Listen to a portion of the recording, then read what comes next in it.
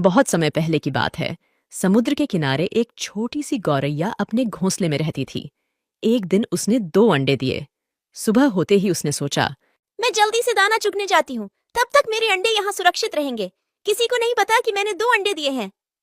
गौरैया दाना चुगने चली गई।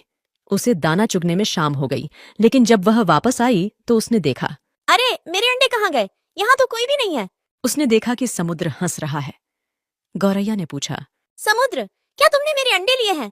तुम हंस क्यों रहे हो? मुझे सच सच बता दो, मेरे अंडे कहाँ हैं? तुमने ही मेरे अंडे चुराए हैं। मेरे अंडे वापस करो।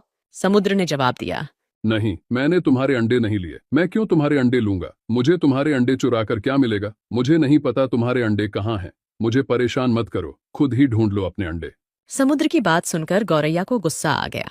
उसने कहा, अगर तुमने मेरे अंडे वापस नहीं किए तो मैं तुम्हें पूरा सुखा दूंगी। एक माँ की ताकत को तुम नहीं जानते। माँ अपने बच्चों पर कोई आंच नहीं आने देती। समुद्र हंसते हुए बोला। तू मुझे सुखाएगी? तू गौरैया, चल ये कोशिश करके देख ले। गौरैया गुस्से में अपनी छोटी सी चोंच में समुद्र का पानी भरती और किनारे पर उड़ेल देती। पास से गुजरते हुए एक चिढ़ा ने पूछा, अरे गौरैया बहन, आज तुम दाना चुगने नहीं आई? और तुम यह क्या कर रही हो? गौरैया ने जवाब दिया, मैं समुद्र का पानी सुखाकर अपने अंडे वापस लूंगी। तुम जाओ, मुझे अपना काम करने दो। चिढ़ा ने कहा। पर गौरैया बहन, यह कार्य असंभव है। इस तरह तुम समुद्र का पानी नहीं सुखा पाओगी। गौरैया दृढ़ निश्चय के साथ अपने कार्य में लगी रही। जब वह थक जाती तो थोड़ी देर रुककर फिर से काम में जुट जाती।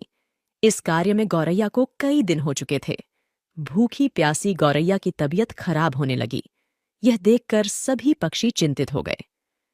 यह गौरैया अगर इसी तरह भूखी प्यासी इस कार्य में लगी रही तो अनर्थ हो जाएगा। हमें गरुण देव के पास चलकर सहायता मांगनी चाहिए। सभी पक्षी मिलकर गरुण देव के पास गए। गरुण देव ने पूछा, क्या बात है? सब ठीक तो है? आज सभी पक्षी एक साथ मेरे पास आए हैं। पक्षियों ने बताया, गरुण देव, एक छोटी गौरैया अपनी जिद पर अड़ी है और इतने विशाल समुद्र का पानी सुखाने का प्रयास कर रही है। इसी वजह से उसका स्वास्थ्य भी गिर रहा है। कृपया उसकी मदद कीजिए। गरुण देव समुद्र तट पर गौरैया के पास गए और बोले, गौरैया, मेरी चोंच थोड़ी बड़ी है। क्या इस कार्य में मैं तुम्हारी कुछ सहायता करूं? नहीं गरुण देव, आप मेरी वजह से परेशान मत होइए। ये मेरी लड़ाई है, मैं इसे खुद लड़ूंगी। मुझे कोई मदद नहीं चाहिए।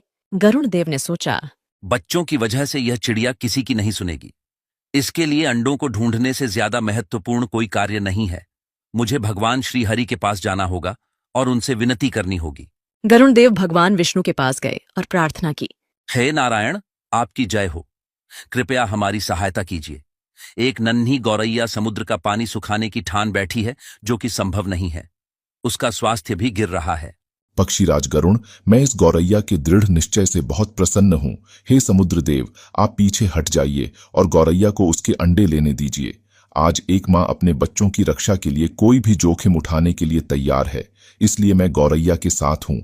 आपको पीछे हटना होगा और गौरैया के अंडे उसे लौटाने होंगे। समुद्र ने भगवान विष्णु की आज्ञा मानी और पीछे हट गया। गौरैया ने खुशी खुशी अपने अंडे निकाल लिए।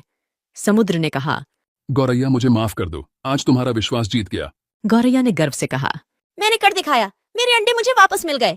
इस कहानी से हमें यह सीख मिलती है कि यदि कोई भी व्यक्ति दृढ़ निश्चय कर ले तो असंभव कार्य को पूरा करने में ईश्वर भी उसकी मदद अवश्य करते हैं।